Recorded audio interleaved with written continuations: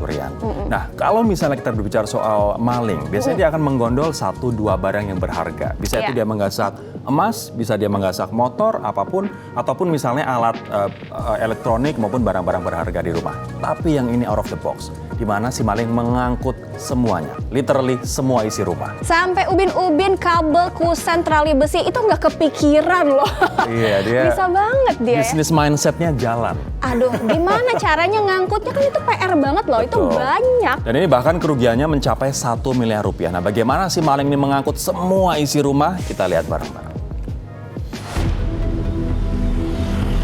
Inliners, berhati-hatilah jika meninggalkan rumah dalam keadaan kosong, apalagi dalam jangka waktu yang lama. Belum lama ini ada perampokan yang cukup unik dan menyita perhatian masyarakat. Sebuah rumah kosong di kawasan Kedoya, Kebonjeruk, Jakarta Barat disatroni maling. Ada aja idenya. Yang diambil adalah hampir seluruh isi rumah, mulai dari perabotan, sebagian pintu, kusen, trali besi, hingga stop kontak listrik. Wah, ini sih emang niat banget malingnya. Dan nilai kerugiannya pun cukup fantastis, mencapai 1 miliar rupiah. Butuh waktu cukup lama untuk membongkar seisi rumah sebelum akhirnya mereka dibekuk polisi. Bahkan warga dan petugas keamanan setempat pun tidak mencurigai aksi para pelaku karena mengira mereka tengah melakukan proyek renovasi rumah.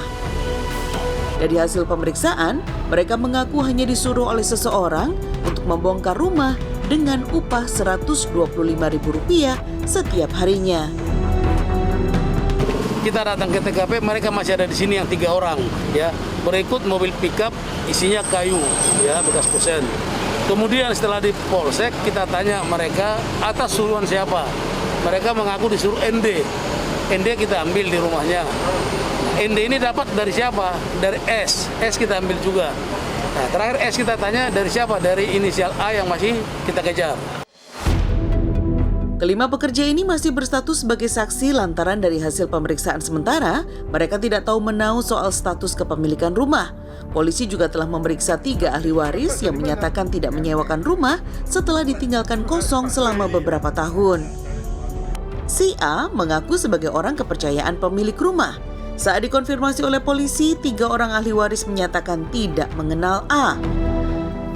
Ini kan sesuatu yang luar biasa banget. Aku sih berharap semoga hal ini tidak menginspirasi maling-maling di luar sana untuk jadi maling next level. Wow, jangan iya, ya, itu digerondolin. Tapi ini semua gitu jadi peringatan sih buat orang yang punya rumah kosong dan rumah kosong itu sudah lama ditinggalkan, harus ekstra hati-hati. Mungkin ekstra pagar pengaman, ekstra kunci, atau bahkan ekstra CCTV begitu.